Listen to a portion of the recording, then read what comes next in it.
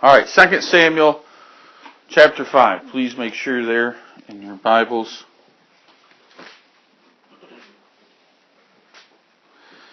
And it will also be helpful. Some of you probably have a nice little ribbon that goes down and keeps your place for you in your Bible. Others of you may want to, are going to need to have a couple of bookmarks. So everyone's going to want to have a couple of bookmarks because from here on out, for most of our lessons, we're going to be jumping back and forth between the books of Samuel and the books of the Chronicles of the Kings. We have to look over here for one part of the story, and then we have to look over here for another part of the story. So having two bookmarks makes it easy for you. Okay? So just be aware of that here. All right, so I'm going to start the reading from 2 Samuel chapter 5, lesson 14, David, king of Israel. We'll see how he's totally made king. Ishbosheth, we saw, was murdered in our last lesson by those two men who thought they could get the praise and glory from David, but didn't. And now David, it's now God's time to make David king over all of the 12 tribes. 2 Samuel chapter 5 here. Then came all the tribes of Israel to David unto Hebron and spake, saying, Behold, we are thy bone and thy flesh. Also in time past, when Saul was king over us, thou wast he that leddest out and broughtest in Israel. And the Lord said to thee, Thou shalt feed my people Israel, and thou shalt be a captain over Israel. So all the elders of Israel came to the king to Hebron, and King David made a league with them in Hebron before the Lord, and they anointed David king over Israel. And David was 30 years old when he began to reign, and he reigned 40 years. In Hebron he reigned over Judah 7 years and 6 months, and in Jerusalem he reigned 33 years over all Israel and Judah. So we can see a few things there. We see we know Ishbosheth has died, so the men of those other tribes finally come to David to become king. These are God-fearing men, probably. These are not wicked men who gave the sins, but God-fearing men. And we said, Thou art bone of our bone and flesh of our flesh. In other words, you're our relation. You are from the line of Abraham. We're all brethren here. Why should we be fighting and splitting up? 2, you were already a good leader. When Saul was still our king, you still were a great leader. And not only were you a good leader, but you were very wise in your decisions. You didn't try to kill Saul. You didn't treat the people unfairly. And finally, they confessed that the Lord had made David. You were anointed by the Lord. Okay, you were anointed to be our shepherd and a captain. So a captain to lead us in battle, and a shepherd who loves us and cares for us spiritually. Okay? And then we read how long David, he's going to reign for a total of 40 years. Okay? He reigned 7.5 years over just Judah. So that's how long it's been since Saul died, and David has reigned over Judah.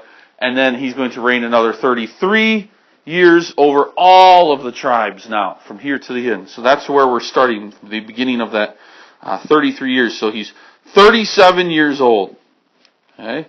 Now, we want to find out, like I had said about Jerusalem. Jerusalem is going to be made the new capital city, the holy place. There's Old Testament scriptures that have to be fulfilled. So let's read those next verses here, starting at verse 6 of 2 Samuel chapter 5. Starting at verse 6.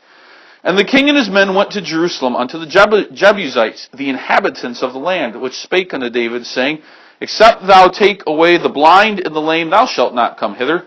Thinking David cannot come in hither. Nevertheless, David took the stronghold of Zion, the same is the city of David. And David said on that day, Whosoever getteth up to the gutter, and smiteth the Jebusites, and the lame, and the blind, that are hated of David's soul, he shall be chief and captain. Wherefore they said, The blind and the lame shall not come into the house. So David dwelt in the fort, and called it the city of David, and David built round about him from Milo and inward. And David went on, and grew great, and the Lord of hosts was with him. And Hiram, I'm going to stop right there. Alright, so there's a few things that we need to do. Remember, the Israelites had a problem. And that's what we're going to refer to them. When we say the Israelites, now we mean all 12 of the tribes. The Israelites had a problem. When Joshua and the 12 tribes had come into the land, God had given them the command, you need to drive out all of these wicked people. They didn't. They failed. One group that was left there was the Jebusites, and they were creating trouble, and they lived on Mount Zion, and they had a city there, okay? Probably called Jebus, my guess would be, or something along that lines. But anyways, it was a important city up on top of a mountain, Mount Zion on a hill. It was not a place that was easily taken, and the Jebusites knew that. And so, now we got to be careful here. It seems like David is saying, go kill the blind and the lame, but that's not it. You see, the Jebusites mocked David and his men. David wouldn't be foolish enough to come up here onto Mount Zion and try to defeat us. We're on top of a hill, mountain. We can fight down at him. He'd be foolish to come up here. Why? Even the lame and the blind of our city, we could all sit back and do, we'll just put the lame and the blind out there with weapons, and even they could stop David. Our city is so well defensed. Okay? So it's the Jebusites that use that term first. They're saying, well, it's so easy to defend our city, even the blind and the lame could do it. Okay? So he's mocking David there. He thought they were safe. It was true. It was a difficult city to defend, but the Lord is on David's side. Okay? So, David answered the king with some other kind of mocking words, kind of saying, well, we'll climb up to the top edge and then let them throw down the lame and the blind. Okay? David's not making fun of them, but David is making fun of saying, well, all of the Jebusites must be lame and blind. Anyone you throw down is lame and blind because they don't love the Lord. They're blind to God spiritually. So he makes that point back to them in probably a mocking tone here. All right. So David announced whoever goes first would be the leader. And this is why you need that second bookmark. Because you want to keep your finger here or a bookmark here in 2 Samuel chapter 5, but you want to turn to 1 Chronicles 11, verses 6 through 8. So 1 Chronicles chapter 11, starting at verse 6. Okay? It says there, and David said, whosoever smiteth the Jebusites first shall be chief and captain. So Joab the son of Zeruiah went first up and was chief. So we learn here that Joab becomes the ruler. He is going to do the fighting here. Okay? It's called Mount Zion. Okay? And the people here we see were already calling it Jerusalem. Okay? So, that's why we want to have a couple of bookmarks. Now you can turn back to 2 Samuel chapter 5. Okay? So, David takes this city to be his own. As we said, it's an important city in Old Testament history. It's been foretold about. It will be spoken of many times later on. It's the spiritual home of the Israelites. Right? It's where they will go to worship God. It's where we call a theocratic kingdom. This is a place where God reigns. Okay? So it's going to be the city of worship soon. That's a question we can ask ourselves. Do we live in Jerusalem now? We say no. Our hope is in the heavenly Jerusalem. Here on earth, we aren't living in Jerusalem now in the sense of we're in heaven. But the Jerusalem is a picture of heaven. And that's where we long to go, where we long to be. So that's the picture that we must always remember there. All right, then in the next few verses here, verses 11, 12, and 13, we see David meets a new man called King Hiram of Tyre. Verse 11. And Hiram, king of Tyre, sent messengers to David and cedar trees and carpenters and masons, and they built David a house. And David perceived that the Lord had established him as king over Israel, and that he had exalted his kingdom for his people Israel's sake. And David took him more concubines and wives out of Jerusalem after he was come from Hebron. And there were yet sons and daughters born to David. Probably some time had passed that David had been king, and the other kings always probably kept a certain level of respect amongst one another. They all had to face some of the same types of problems and issues and things like that. We see that in the world today. Right? Maybe you might see a famous baseball player hang out with a famous football player because they both understand the difficulties of being famous or a famous life. Or you might hear of some important person, well, it's kind of common to find like the president and his wife. We have now, President Obama went to college to become a lawyer. His wife went to college to become a lawyer. And they're both in the same line of work. And so it's easy for them to share and discuss things. And so that's what the kings do probably here. They send each other messages and they trade ideas with one another. Hey, can you help us out over here? We've got this one problem. How did you handle that? Or, hey, you live in a palace. I would like to have a palace similar to yours. So they're always dealing with these same types of things. So King Hiram sends to David all kinds of treasures. Masons and carpenters and cedar trees. And they are used to build the palace here. David's palace. Eventually, he will also help send goods to build the temple. But that's not the case right now. Right now, you're just building David's palace. So he sends those things. Now, David, again, trying to emulate the other kings around him and seeing what those kings do, and he wants to do the same thing, he falls into sin.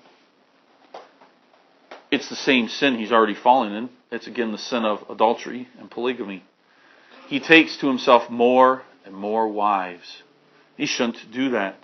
He only has one true wife in the eyes of the Lord, Michal, his first wife. Every wife after that is not his true wife. But he has many wives. So he too is trying to emulate the other kings here. And that's why we ought to be careful. We ought to be careful that we don't give in to peer pressure and, well, I must behave like this person because they're cool or they're neat. They misbehave or they disrespect their parents or they're mean to other kids, so I'm going to act in that same way too. Or this person dresses with those types of clothes, I want those things too. We have to be careful of what this is a good warning for us here, not to fall into that same trap that David did. Alright, and then some verses to the end. If you skip to verse 17, we're going to see a little bit of another battle with the Philistines. David is king. But he's a bloody king. He has blood on his hands because he's almost constantly fighting his king. Verse 17, but when the Philistines heard that they had anointed David king over Israel, all the Philistines came up to seek David. And David heard of it and went down to the hold. The Philistines also came and spread themselves in the valley of Rephaim. And David inquired of the Lord, saying, shall I go up to the Philistines? Wilt thou deliver them into mine hand? And the Lord said to David, go up, for I will doubtless deliver the Philistines into thine hand. And David came to Baal Perazim, and David smote them there, and said, the Lord hath broken forth upon mine enemies before me, as the breaches of waters. Therefore he called the name of that place Baal Perazim. And there they left their images, and David and his men burned them. And the Philistines came, so that's the first battle. Here's the second one. And the Philistines came up yet again and spread themselves in the valley of Rephaim. And when David inquired of the Lord, he said, thou shalt not go up, but fetch a compass behind them, and come upon them over against the mulberry trees. And let it be, when thou hearest the sound of a going in the tops of the mulberry trees, that then thou shalt bestir thyself. For then shall the Lord go out before thee to smite the host of the Philistines. And David did so, as the Lord had commanded him, and smote the Philistines from Geba until they come to Gezer. So, two wars here. The Philistines are not real happy that David is king. He's an enemy of theirs. If you remember, he had had been kicked out, actually by King Achish. But anyways, he left the land of the Philistines. And this means not everything is settled. There's probably some land disputes between the Philistines. The Philistines had probably crept into the land of Israel, and they needed to be pushed out. So God works here so that the Philistines come to battle David. Okay? And they wanted to battle here in this valley near Jerusalem. And David went and he asked the Lord. He said, Lord, should I go? And the Lord said, David, yes, you should go. Go to battle. And the Lord gave David and his men the victory. Okay? In fact, the Lord fought for Israel and broke upon them as though a dam. We can imagine a dam up in the mountains, and that dam breaking and the waters rushing down that hill and flooding and overtaking them. And that's what it was like to defeat the Philistines here. Okay? The Lord was in control of them. And therefore David gave that place a special name, Baal Perazim. Now, another thing that we read there is the Philistines, of course, what did they trust in out in the battlefield? If they were dying or they had any hope, they had probably small idols and statues with them that they would pray to and hold on to. Well, now that they're dead or they had fled, they left those things out in the battlefield. And David, probably not wanting those things to fall into the hands of the Israelites, went out and had his men go through the fields right after the battle, pick up all the plunder, the gold, the silver, but also take those idols and let's make a pile of them and let's destroy them and burn them. And that's what they do. Rightfully, that's what they should do. So that's one battle. Now, the Philistines came back. They want another battle. They're looking for a victory. And so they again attack the Israelites. And again, they're rebuffed by David and his men. But God does a certain thing here. David, again, wisely goes to God and says, Lord, do I have permission to go? Will I have the victory? And the Lord this time we see says, no. No, don't go to battle like you normally do. Okay? This time you must use a compass. You must compass them. You must go around the army. Go behind the army of the Philistines and hide there in the mulberry trees. Okay? And when you hear the sound of a marching army, it'll sound like that when the wind blows through the mulberry trees, they're coming, God is sending His angels to fight for David.